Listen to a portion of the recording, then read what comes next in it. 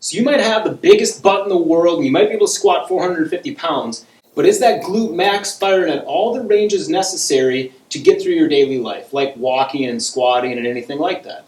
So what I'm going to show is an eccentric with an isometric hold lunge that's going to hopefully train this glute max to fire at every single range necessary. So what we want to do is get into a nice wide split stance here, and off the bat I'm going to start thinking about tucking my pelvis underneath or rolling my pelvis back, almost like I'm bringing my hip pointer up closer to my rib cage. I'm doing this not by leaning backwards or pushing my hips forward. It's not a couch stretch, nor is it a warrior pose. I'm doing this by tucking everything underneath, keeping a straight line, hopefully, between my shoulder, hip, and knee here. So right off the bat, you should start feeling a little bit of a hip flexor stretch because this glute is engaged, right? So opposite muscles should cause a little bit of stretch sensation. And then from here, what I want to do is drop down nice and slow, trying to look for any sticky points or shaky points.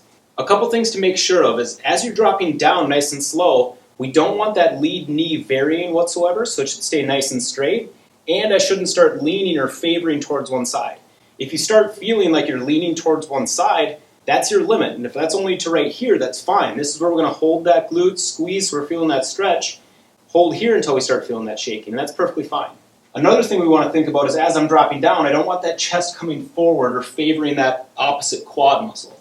So again, as you're dropping down, keeping that straight line here is going to force more of your body weight over your backside, and thus hopefully get your glute to fire a little bit more than your opposite quad.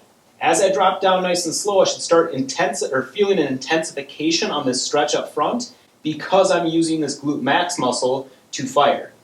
As I get down to where I'm starting to lose control, I just want to hold that until I start shaking. That shake is called perturbation. This is potentially where muscle memory starts kicking in. And then as I hold that shake for 5-10 seconds, what I'm starting to think about is training this glute to fire when I tell it to fire and really grooving that pattern of that muscle memory.